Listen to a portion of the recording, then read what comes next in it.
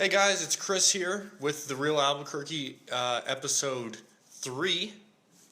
Just hammered down some burrito action from Perez and Garcia's. Don't give any spoilers out. Spoiler alert. Somebody won. We are not going to tell you who. You got to watch it and check it out, right? Yes. Brandon, I will say this. Brandon loves the red chili, right? I do like Are you a green chili fan? You know, I'm a Christmas guy, so I'll do both. Oh, okay. So you go back and forth, but Yeah. you prefer both? Yeah, usually when I'm ordering at restaurants, I'll do both. Depending on the restaurant, though, I might favor one or the other. Oh, okay. Well, good to know. But mostly Christmas. These are all Brandon Saylor fun facts. This is Brandon Saylor, works at Colliers International. Yes. Where's the international part? I forgot how many countries we're in around the world. Oh, you're around the world? Yeah. Doing. Did you do Escobar's big deal? His mansion when you went to jail or whatever? Did you sell his house? Well, gee, I think I was like 2 years old when that happened. So. Oh, okay. So the answer is no, or what are you saying? Revealing my age here, but no, that was not part of my gig. Oh, okay. So he didn't sell Escobar's place. Colliers, I think we're in 63 countries and counting. So. Oh, cool. We're literally all over the world. So this is Brandon Saylor, Colliers International. Real estate broker, right? What's the technical term? Commercial real estate broker. Okay, so what do you do? My main job is to help businesses find places for their business to either expand or right size, and also I do leasing and also sales. So, and my primary focuses are retail and industrial. Every now and then I dabble in office, but I prefer retail and industrial. That's the best use of time, or what? No, in the brokerage world, you tend to, kind of focus on one subsection of commercial real estate. This is because each section is drastically different. So you basically just, you learn one, and I think the personality of the broker has something to do with whether they favor it or not. But okay. In short, though, because the subsectors are so different, you basically just specialize in one or two. Gotcha. So let's talk. Last week we actually talked with John Elder. You remember John? Yeah. He's actually your client, right? Yes. We referenced you in that video last week. Cool. You'll have to watch it when it comes out. Yeah. It's not on the interwebs yet, but we referenced you in that video, and it's kind of interesting. So tell us about. He was telling me the other day that he's expanding. Yes. Really excited to hear that. So what's the deal there? Well, I guess a little bit of the story is John approached me earlier this year, probably February, March time, saying, you know what, I've been wanting to do this. This is the very beginning. Yes. So you get people from the very beginning of their dreams, and you find them retail space, office space, or potentially land or something, right, for their dream to become a reality? Yeah, when you get startups such as John, sometimes they just say, this is what I want to do, but they don't really know, especially when it comes to the real estate portion of it, where to start. And so since I've worked with a number of gyms, I think I was a natural fit, but he's also a friend of mine, so I want to see him. Right. Succeed, exactly. So we started out, and it's funny to see where we started out, because we were looking at really small space. Define really small. I mean, we can handle square footage. He started out probably wanting something around 500 to 700 square feet, which is for a gym is really small, but rightfully so, because that's like a studio apartment, isn't it? Yeah, pretty much about that size. But rightfully so, because he had limited capital, and he just wanted to start small and grow. After looking, submitting a couple of letter of intents, we did finally land on a place off of Jefferson. Yeah, where he's currently at. Nice place.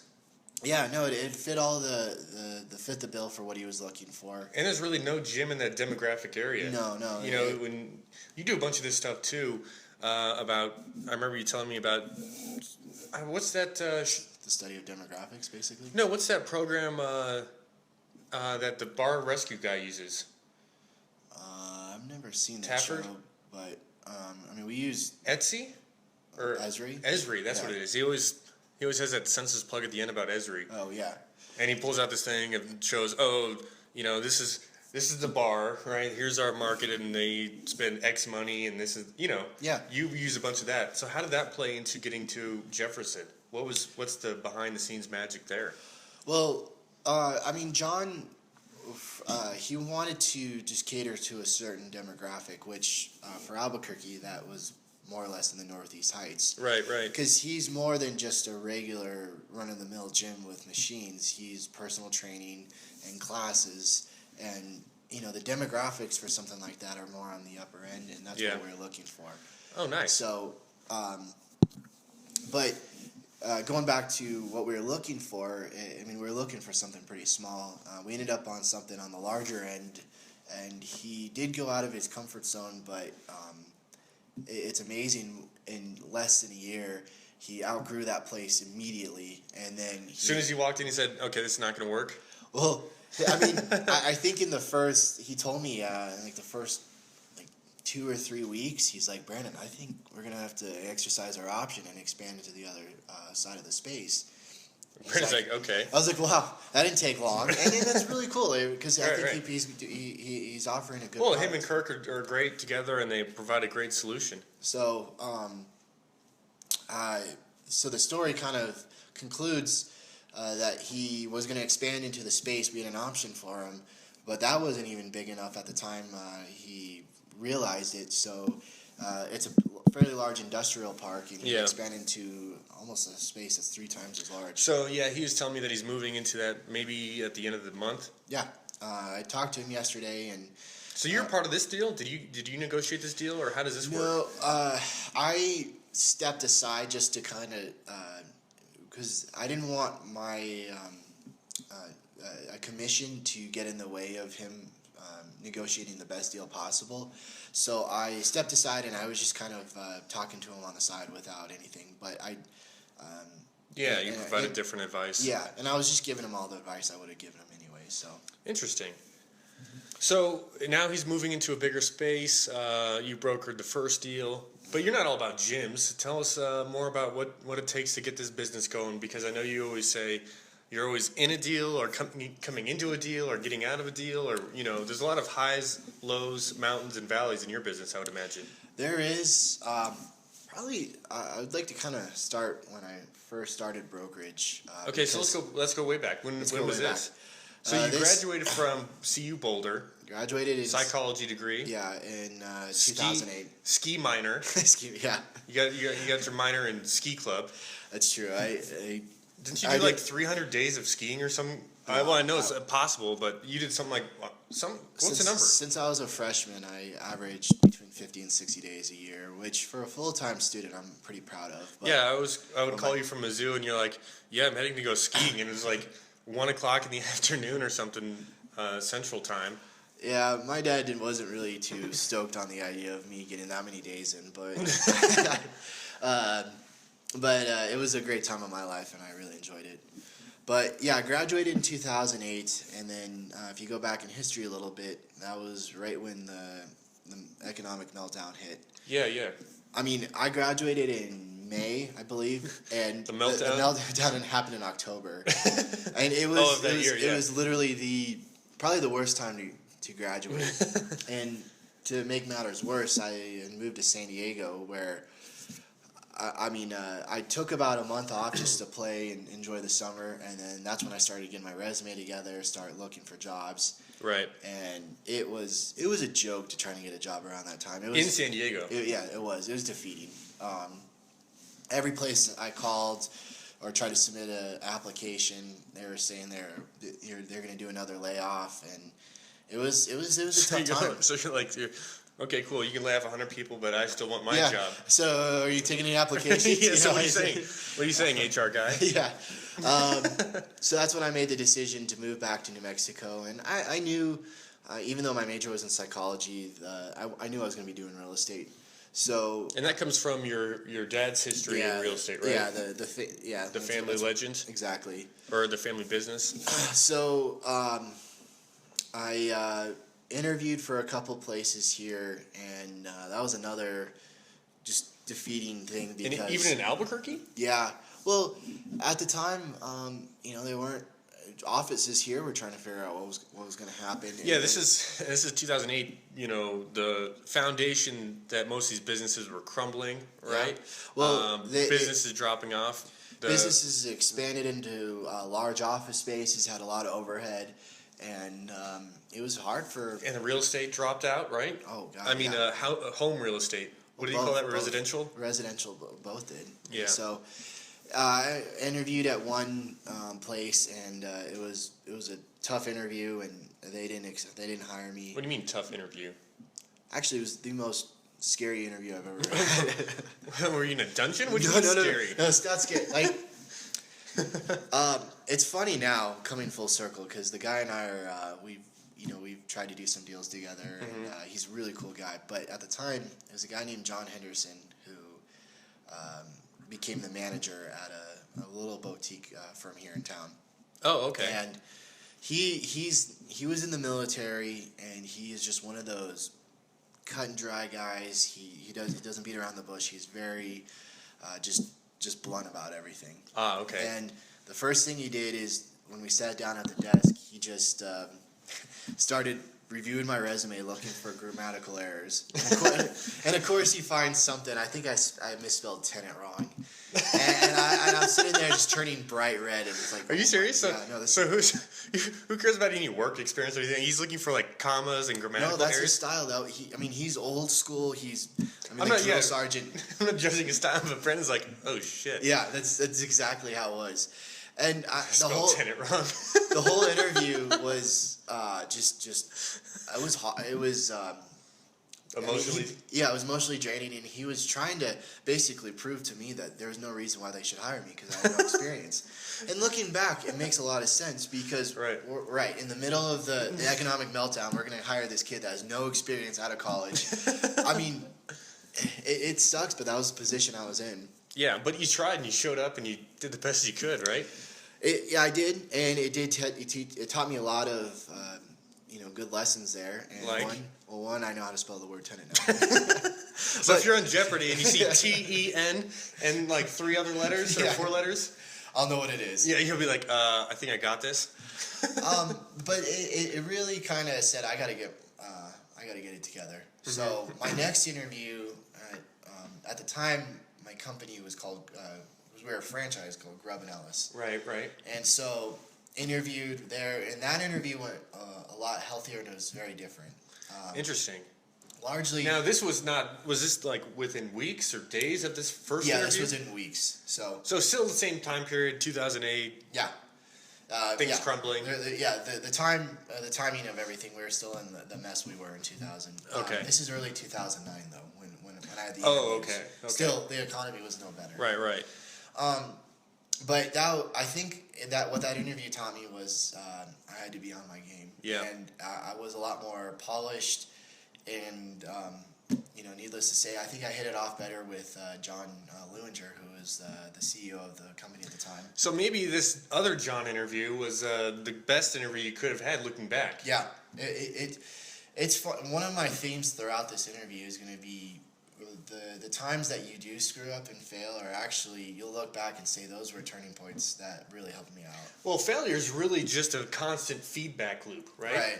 But we get mentally, when you have a failure, here's what happens. You get mentally down on yourself, and then you start, your lizard brain, as Seth Godin calls it, you start doubting yourself, right? And you're like, maybe I'm not even good enough to do it. Maybe I suck at this. But, failure is really just that constant feedback loop of, okay, this style didn't work, right? So maybe I need to try it this way. Yeah, no, you're exactly right.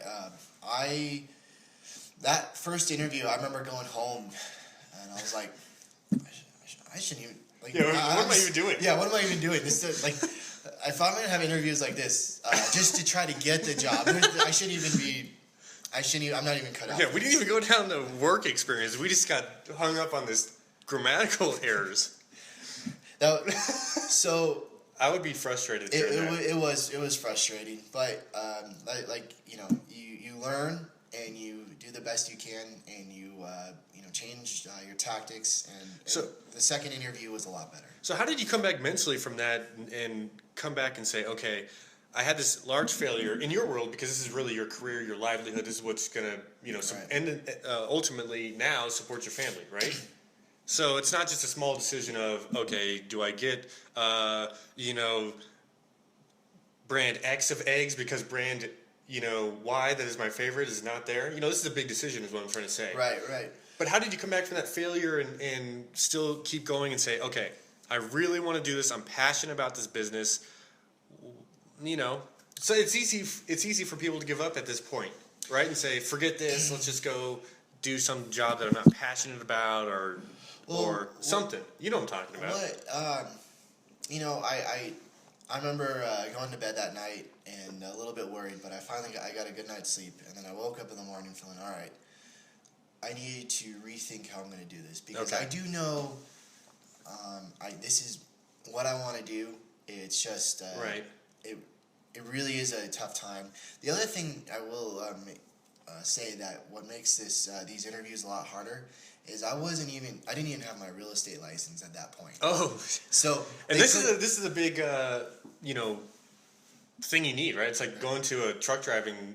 Get a truck driving job, right? And you only have a Class A license, right? You're like, I think I know I want to drive trucks. I have I'm healthy enough. I can get my med card and. But the feedback I got from the first interview made me realize that I gotta in the next interview I gotta let them know that I'm going through the process of getting my license. And that's with Peyton's dad. You're doing that? No. In New Mexico we have the real estate commission. I'm sure it's in every state there's something similar. Yeah, I think there is, right? It was 90 hours of courses. After that, you take a test. And then you're good to go? And then I'm good to go. And then now you're signing deals like Donald Trump? Well, not that quick. But yeah, anyway, the mental preparation for all that, I really had to rethink my strategy with all this. But the second interview I landed. It was with John Lewinger, and I was a lot more this polished. This is the Grubbin analyst? Yes. Yeah. The CEO. So you killed that interview. I wouldn't say I killed it, but I would say I sounded a lot more knowledgeable. I knew what I was doing, and I admitted where I needed. Like I said, I needed to get my real estate license. I admitted that was. Was this deal contingent on you getting that? Well, in order to practice, be a broker, you have to have the license. So basically, yes. It may not have been stated, but it's a. Yeah. Okay. So anyway, the Lewinger said he would give me a desk. I got the job. All right. And Brandon's got a copy code, right? Yeah, I did get that. But I first had to get my license, which I went through the fast track program, got it, and I was super stoked to just get the license. What's the fast track route? They have a Disney thing where you can just fast pass through like all the BS, and now you're taking the test. Yeah. Or what are you talking about? I wish. No, it was basically 3 courses I took. Each class I took a week at a time, and so I was able to accumulate the classes in 3 weeks. Take the test right after that. And I mean, there was some money concerns there because it's not cheap to do that. It was roughly. Back at the time, it was like $1,000 for the class, and then to take the test was like $350. Mm-hmm. So so you have some negative cash flow. Yeah, there. I had some negative cash flow there, but I did save a little money, so I had that. Yeah, and this is your career. I mean, what do you? Yeah, exactly. If you want to be at Y, there's all the other letters that lead up to that, right? You have to look sharp. You're always wearing nice clothes.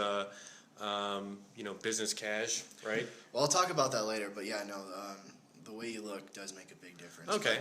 So anyway, I remember, getting finally got my license, and you call it in New Mexico, you hang your license with the company.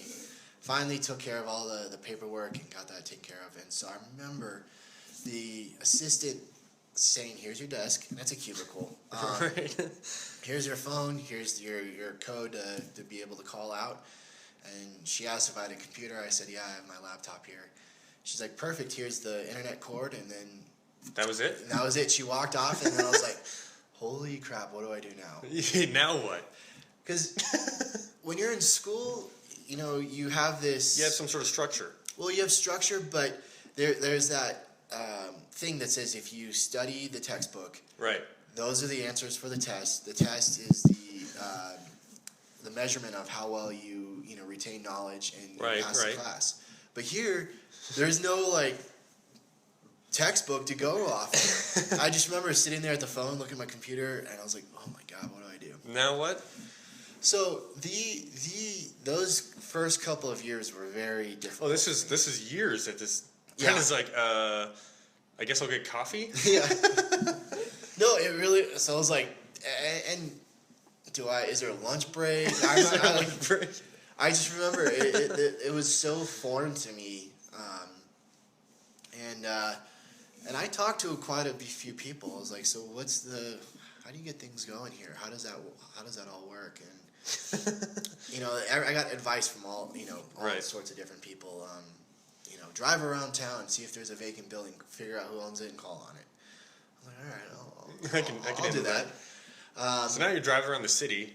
Yeah, no, and talk about just rejection at first. I do that. I would figure out. Well, this is your overall theme of failure, but rejection's kind of basically part of a subset of failure, right? Yes, I'm in sales. That's what I am. Right. Just the amount of times I would hear no or. How many times do you think we're talking maybe thousands, or what are you talking about? Not thousands, but.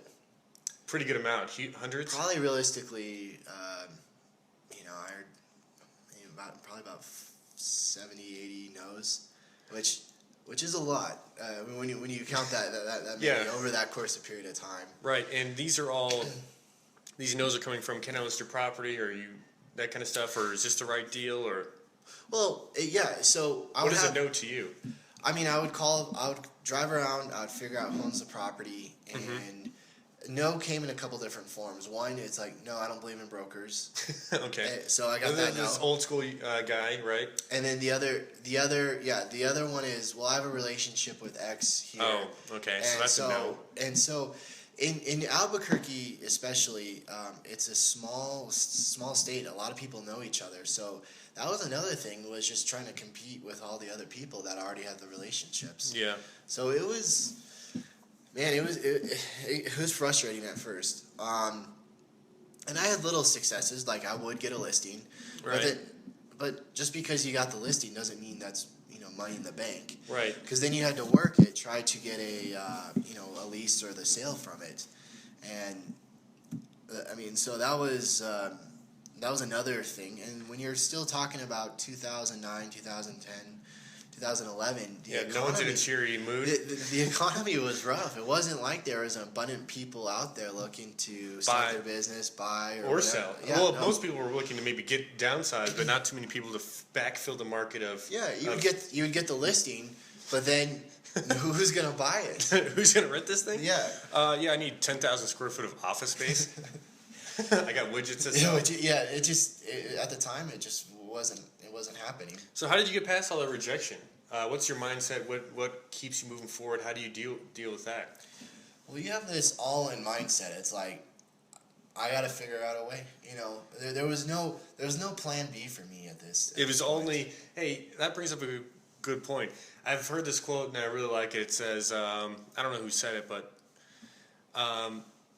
maybe Will Smith or something. I don't know. He said, don't worry about a plan B. It only distracts you from plan A. Yeah. Right? You've heard this.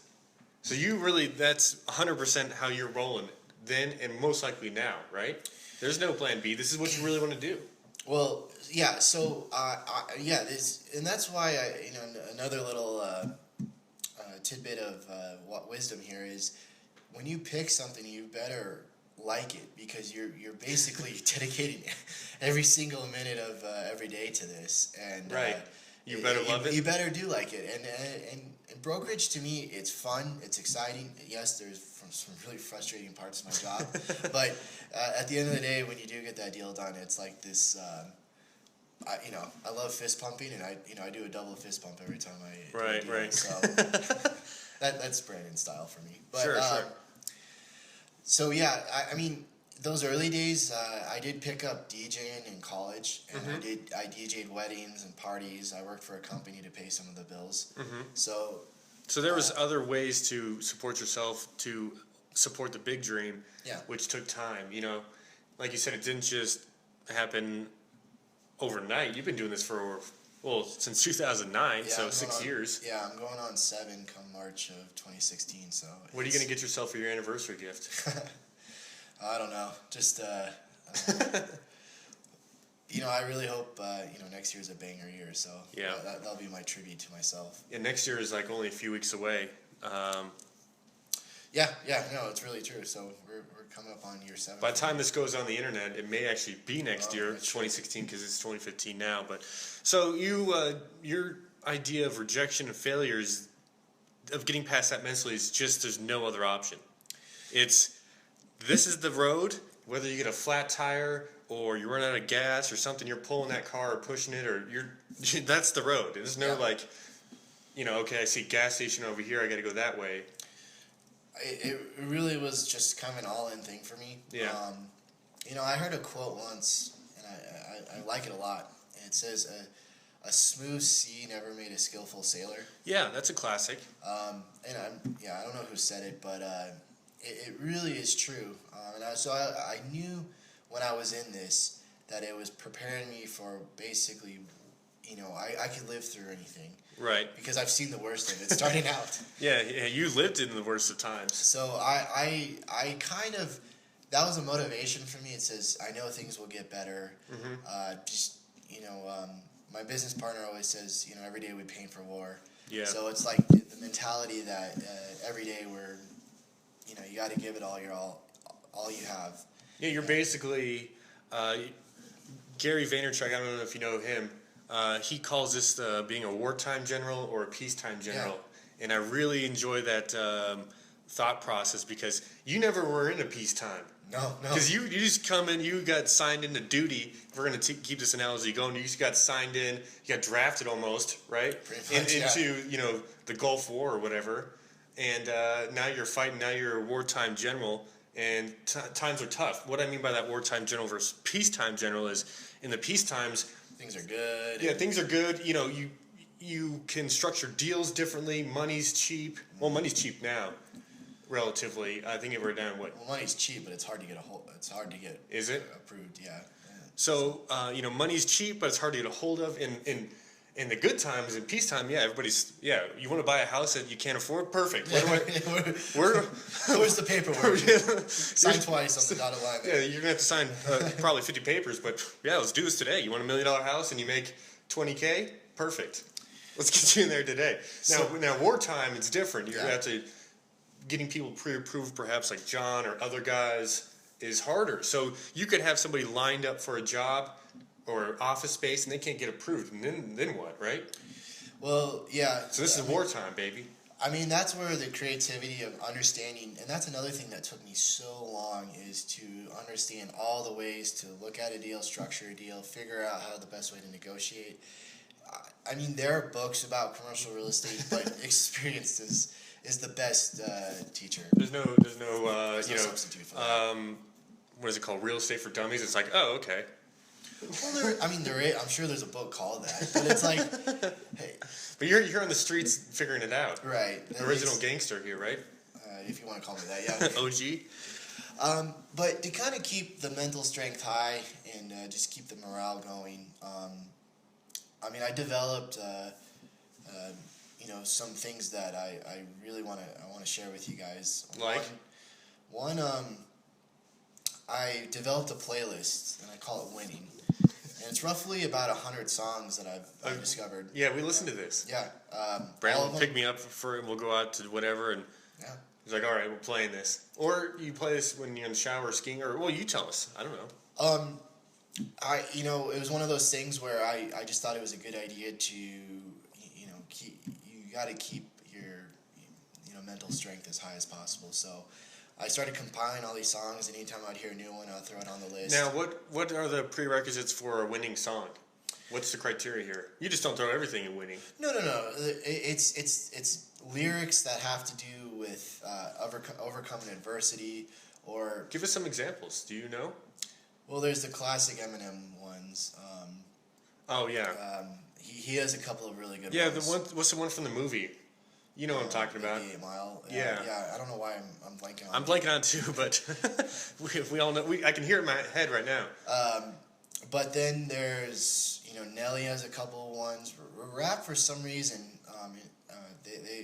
there's a lot of good rap artists that sing about that stuff, and it's really cool to hear. Well, probably because they literally, in most cases, come from the bottom. Right. In East or L.A. or wherever, and do something. The story you saw. Did you see that movie about that the rappers, LL Cool J and all that kind of stuff? I can't remember the name of it. Compton or something like that. I did not see that, but I do. There's a wide range of rappers that all have some really good songs about it. So tell us about this playlist. Tell us more about why this helps you or what this does for you. Well, for instance, it was almost fired twice from my company, and it was always because my production was where it wasn't even close to where it should have been. Rotate the camera. Yeah, that's cool. And these songs kind of help me say, okay, this is just another test. I will get through this, but I gotta stay strong during these tough periods. Mm-hmm. That having that conversation with your boss saying you basically suck and either get your production up or you're out of here. Yeah, I don't know why I'm laughing, but No. The way you say it just makes me smile. That was because I can just picture you suck, and then your friend's like, oh damn it, really? Yeah. It's like.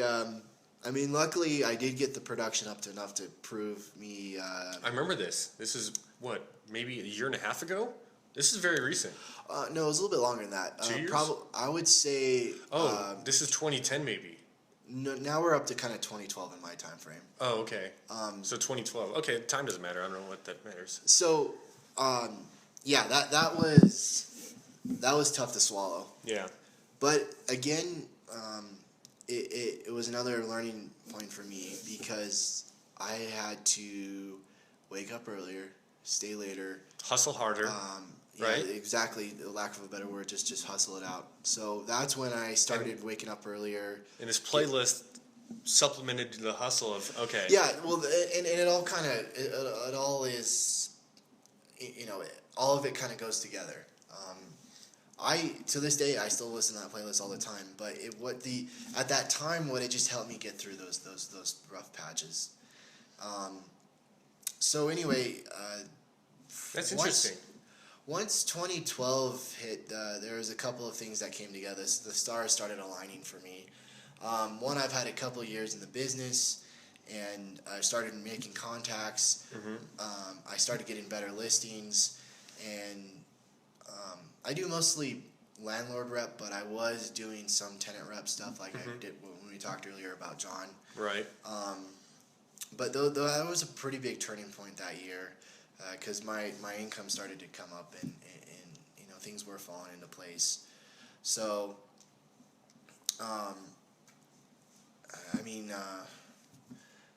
that was kind of the beginning of the upshoot right there. Right. Another thing, I'm sidestepping here a little bit. I want to reiterate to people about writing down their goals. Interesting. This has been a sub-theme of basically Chris, your brother, talked about this. John Elder didn't talk about this in the same way that you're talking about of writing it down, but he had his own way. So tell us more about your theory here, or how you roll. Well, my family ever since I was, I think, in middle school, we would get together. Now this is Brandon Saylor, Chris Saylor from episode 1. This is his brother, younger brother. Yeah. He's Chris is the younger brother. Right. By 4 years, 2 years, I don't remember. He's 26. So 4 or 5 years. Yeah. Okay, so he's the second youngest. John's the middle. John's the oldest one. Well, I'm the oldest. Well, I mean, John, of your siblings. John, Chris, and then Grant. Okay, he has family of 3 other brothers. So Chris from episode 1, where we talked about goals and writing down. Chris talking about 30-day goals. Having 5-year goals and basically as a guideline to where you want to go. Yeah. We started writing them down right before the New Year's. Now, we as a family? We as a family. Okay. And my dad would make us, he'd all hand out pen and paper, And this was New Year's Eve when we were doing this when we were young. Oh, so this is maybe, what, 5 or 6? Or what do you mean young, 10? Oh, I was in middle school, so Whatever the age that is. That was, yeah. But we would always write it down, and my dad would always make us put it on like a really easy place for us to read it every day. And I have continued to do that till today. In fact, you still have it. I still have my 2015 goals on. I have one You have in them in the closet? my bedroom. Well, one in my bedroom, and then one in the bathroom. Two places where I at least see it once a day. And the other thing I do is save them. And so when you look back and you're like, oh man, why did I set the bar so low? You got to dream bigger, right? Well, but at the time, that was a big dream. It was a big goal. But what's cool about it is you can kind of see the uptick in successes I've had.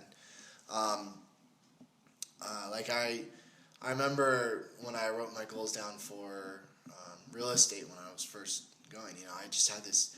I really wanted to sell just like 1 or 2 properties. Right. And that was my goal.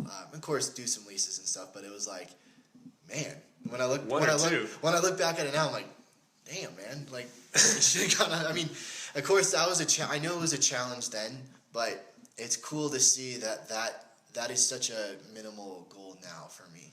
Well, yeah, as you get more experience and you progress, yeah, that's really cool. That's interesting. I never heard that before. And it's cool that you save them. So you're like, 2013. Obviously, my goal was X, sell 5 properties or whatever. But now in 2016, I want to be able to sell like 20. Yeah. And you go back like my goal for 2009 was to sell 2 properties over the whole year. Yeah, it's funny to go look back. The other thing is, since I'm a big CrossFitter. I do quite a bit of weightlifting. I do set my weightlifting goals, and okay. It's funny. Now, is this based off of rep or weight or endurance or weight? Yeah, it's your PR. It's my PR, but it's funny to see my older goals for PRing and a personal record. And it's just funny to look back at all that stuff. Yeah. So, and then my primary point to all this of goals is write the goddamn stuff down. Everybody's like, well, I know what I want. And I'm like, well, of course. And I was thinking about this in the shower today when I was prepping for this interview. But, I write down my grocery shopping list because I forget what I need to get. Right. So what's really important is if you really want these goals, write it down. That's interesting. So, because if I go to the grocery store, I'm gonna forget half the things that I would want to get. You're gonna get all the stuff you didn't mean to get. You're gonna get Cocoa Puffs, right? And I get distracted with everything else. But squirrel, and then you get something else, and then you come back and your fiance's like, okay, what are we gonna make? Cereal for dinner? What are we doing here, right? You got everything but what we needed to make lasagna. So the point is you have to write them down. Now, if you want to do short-term, long-term goals, that's fine. But I think you're just saying just the act of writing pen to paper or typing to paper, whatever. Or you can use pictograms as well. I use pictograms, meaning I use I know what it means. So I'm just saying, put it on the act of putting it on paper. Do something. Yes, that you can see every day. Now the Japanese have something, and I can't remember the name, but I have one. It's that little doll thing with the eye over there. Oh, yeah. Let me go grab that, actually. You just keep talking about goals and writing them down. Well, I mean, whoever's watching this, this is not that hard to do. If you can write them down and duplicate it and put it in places around the house, around your office where, you read it every day. I don't know what this is called, but this is, I think, some sort of Asian doll, right? Russian dolls? No. Well, this is okay. So this is a Russian Matryoshka doll. Yeah. I.e., it's a stack doll. Okay. Right. But I got this on Amazon, and the only option was for the Prime was the Russian Matryoshka doll. So that's why it's a Matryoshka doll. But that's not the point. This is called, I think, a Domo doll or something like that, or something. And what the point is when you get this, you circle in one of the eyes. With a Sharpie or a black pen or something like that.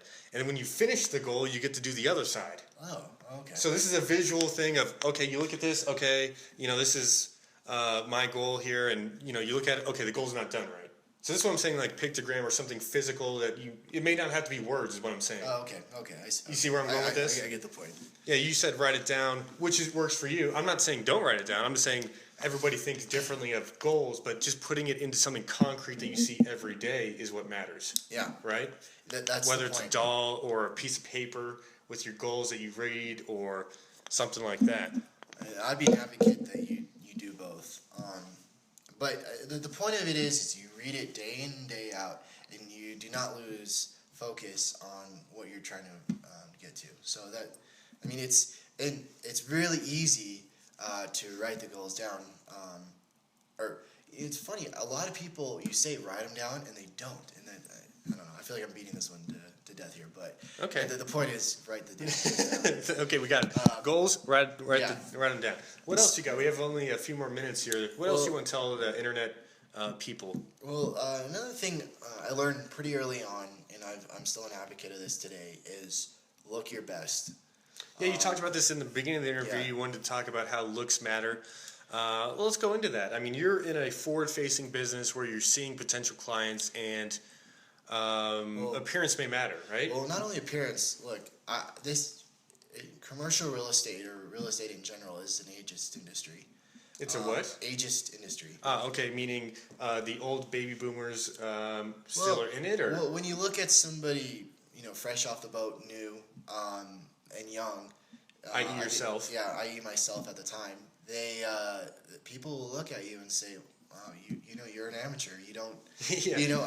I'm putting my faith that you're gonna help me with my property." Yeah, and you haven't even done a deal yet. You do like 2 deals a year. Yeah. Now, exactly. When you think about this, it's like, should I go for if they're trying to pick me or somebody else, and maybe somebody else a little bit older, or that appears a little more seasoned. More than likely, they're going to go for the older person because they think they have the better experience. Interesting. So what I learned almost from day one at my office is that suit and tie. If I'm going to be young, I'm going to be the most dressed, the most professional young person, most young real estate broker out there. Right.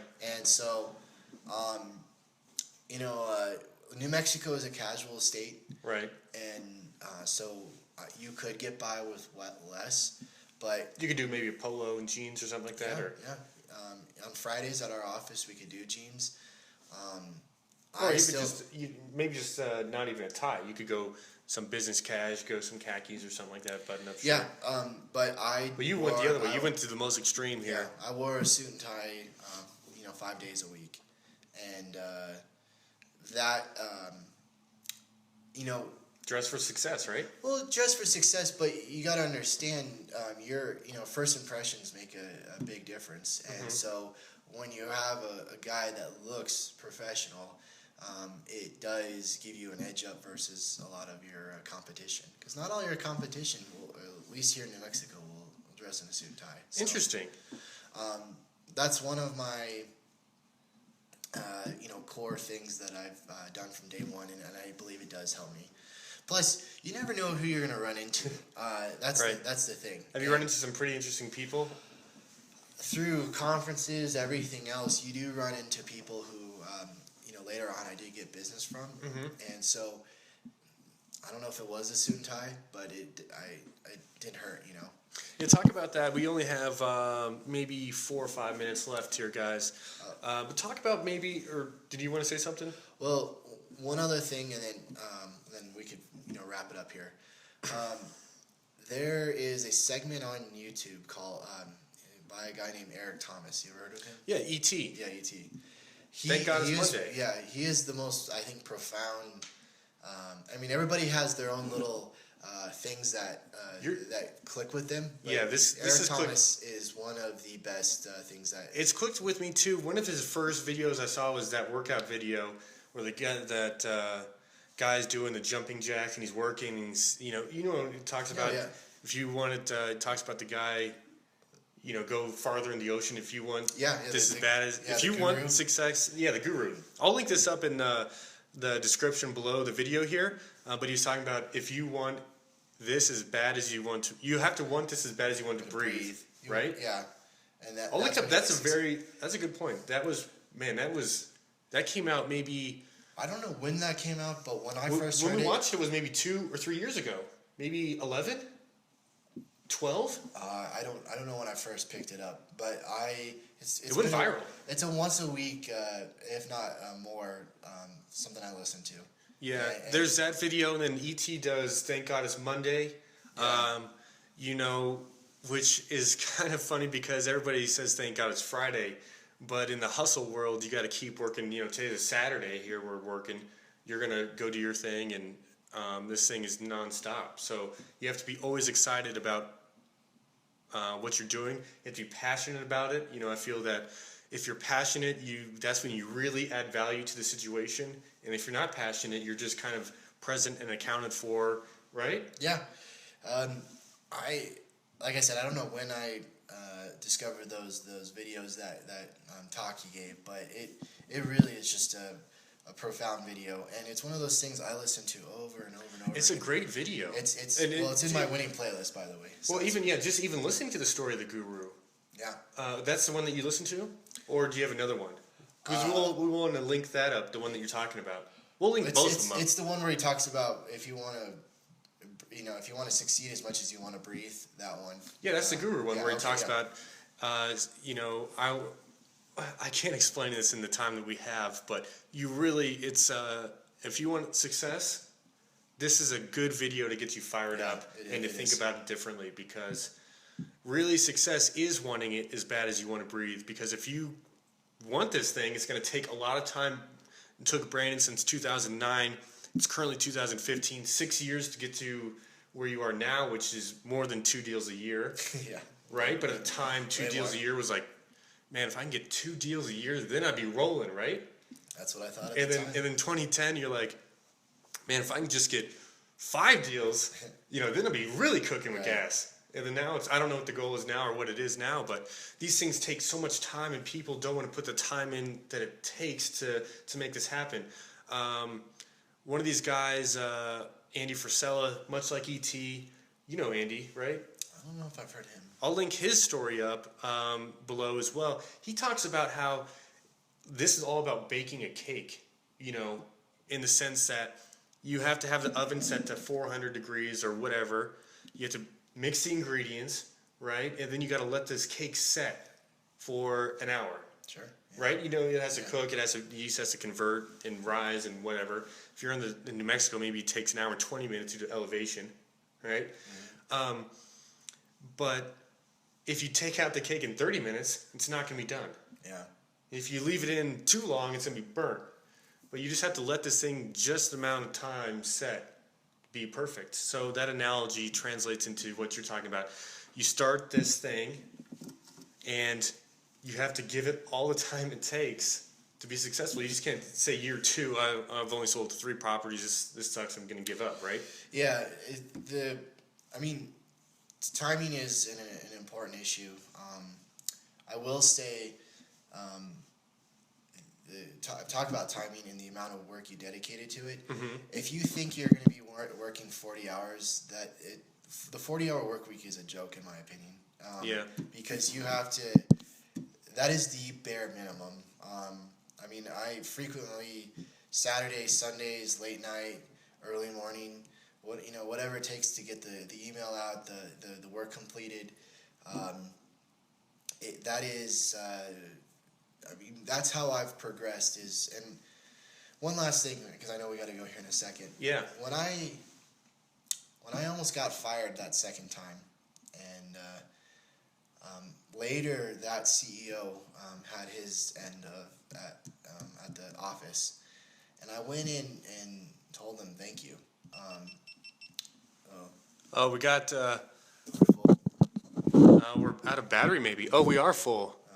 Okay, so we're full on our hero. We'll just take a second and stop real quick. Can you hold that story? Yeah, sure. All right, guys, we're gonna take a quick break while we. I knew we were getting to the very bottom here. These heroes. Okay, I'm gonna hit stop here, guys. We'll be right back. Yeah. Now, okay, guys. Sorry, we are back on now. The thing got full. The GoPro 4. When you're shooting 4K, this thing eats up some stuff.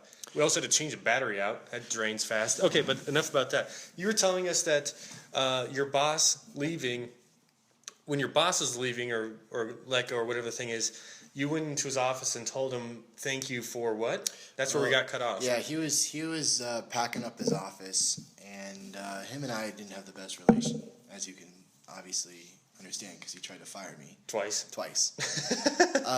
But I walked in, and he was packing up his stuff, and I said, "Hey, just boss, I wanted to say thank you, man, for kicking my ass." What did he say? And it caught him off guard. It really did, because but he had a little smile on his face, and he's like, "You're welcome," and we shook hands.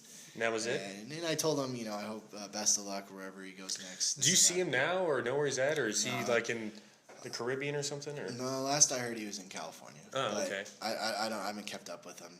But, as much as we butted heads and, it was frustrating working under him, he was the guy that basically elevated me to the next level. Interesting. So you have a lot to be thankful for, because he gave you the OG gangster lesson in commercial real estate, right? Yeah, it took a couple bitch slaps to. If you want to use white powder? No. He didn't powder up the hand? But because of him though, I was, I had to start waking up earlier, just dedicating a lot more time to my job. And it's funny, and that's kind of what I want to conclude with, is those moments in life where you're so frustrated, you're down, and and of course, all things, your boss is the one that's hindering you, is actually the one that gives you the most, elevate to the next level. So, I just wanted to share that small little story there, because that was a turning point in my life for the positive. Interesting. And only do you see that now in the situation? You don't see that, right? When you're in it, when you're in the foxhole taking shells. It's only when you can look back, you can kind of connect the dots on how, the inflection points of your life. And then what Steve Jobs said, it's easy to connect the dots looking backwards, or something of that nature. I heard another motivational speech where it talked about that, but it really is true. At the time when you're in the moment, you have all these emotions of just, hatred, frustration, but you give it some time and you realize, wow, that was actually a good educational moment for me. Yeah. So that's I know it's about an hour, and so I think we're about 50 minutes runtime here. Plus, we'll throw some. We had that little break there. So, but what were you gonna say? Well, I just hope that. Write down your damn goals, right? Right. But that's what you're gonna end with. Yeah, if you're gonna take away anything, do that. But I hope there was some wisdom here that it affects someone here or there. Yeah, maybe this message is gonna hit the right person at the right point in time, and doing this. This is episode 3. We talked about you. We talked with you, John, Elder, and Chris, your brother, and there's a lot of takeaways. Everybody's story is different, and that's what the goal is, because there's no magic bullet to success. Right. There's no magic bullet for the hustle. There's no magic bullet to getting this to the next level. Everybody's story is different, and I think as we interview people over time, we're going to hear a wide variety of stories of how to get through this, and it's going to affect and add value to someone's life, because maybe there's someone who's sitting at Brandon Saylor's desk 2009 saying, man, 2 goals, or what do I do next, or this sucks, or I'm about to be fired, or maybe there's someone on the interweb listening or watching this at that point in time. That's their moment in time, and Brandon's saying, write your goals down, keep hustling, look nice, work harder, and you're going to almost get fired twice, but you're going to come out on top of this thing at the mountain, right?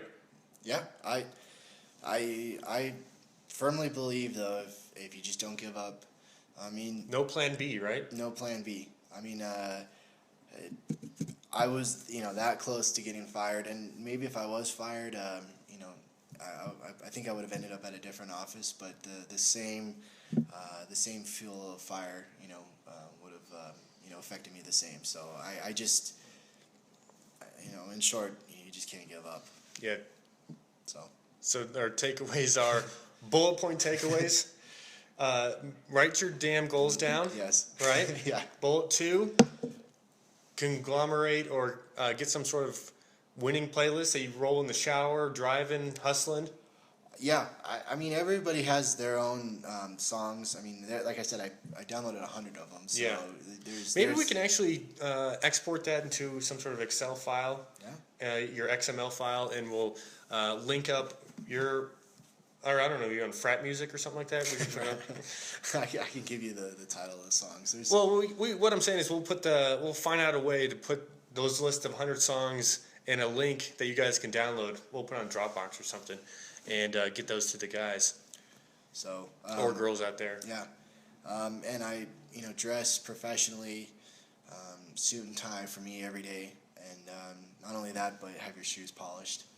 For the older people, that matters. That does matter. It makes a difference. All right, so that's some pretty good takeaways, right? Yes. Hopefully that, like I said, I hopefully that jives with somebody and it makes a difference. Hey, it's gonna jive with somebody. Your story's not the same as everybody else's, and that's cool. That's what's the point of all this. Everybody's story is uniquely different. It's uniquely their own, and there's things you can take away. Like, I thought that was really cool how you wrote all your goals down, and you have this progression over time, and you can, see, 2012 Brandon was worried about 100 pounds PR on the squat rack or something, and now you're at 250 or something crazy, and you're like. Because it's kind of, I read a quote or something. There's a meme on Instagram or whatever, one of those inspirational ones, and it said, "Remember the days that you." Man, I wish I remember this one. It's all this stuff kind of is hard because you see all this stuff and you take in content all this time, and it's hard to remember all this stuff. But the gist was, remember the days that you're praying for what you have for now, or remember the days that remember what you were praying for back then, and you have those now? I'm bastardizing and not saying it right, but you know what I'm talking about, right? I know. You have to give respect to what you were dreaming about a long time ago and praying about, because you have that now, and it's when you have that, you kind of lose sight of it, right? Because you're like, it becomes a new custom. Yeah. And now you have to get bigger goals and think bigger and dream bigger, and then, but it's kind of always cool, man, because you see, I was really worried about just selling 2 properties, and now I can't even, I know. 2 properties like what I do before I eat breakfast. Yeah, exactly. Exactly. So anyway, well, all right. So that's a wrap, I guess. Right? Yeah, that's a wrap. Guys, this is Brandon Saylor. Once again, Colliers National, hustler by day, DJ by night, I guess. Not so much anymore, but every now and then I do spin. It's a fun he spins the wheels of steel, or the wheels of wax, or whatever you want to call it, for bar mitzvahs, graduations, weddings. That kind of stuff. Okay. All right, guys. Thanks for checking in on us. Episode 3. We'll see you soon. All right. Bye, guys.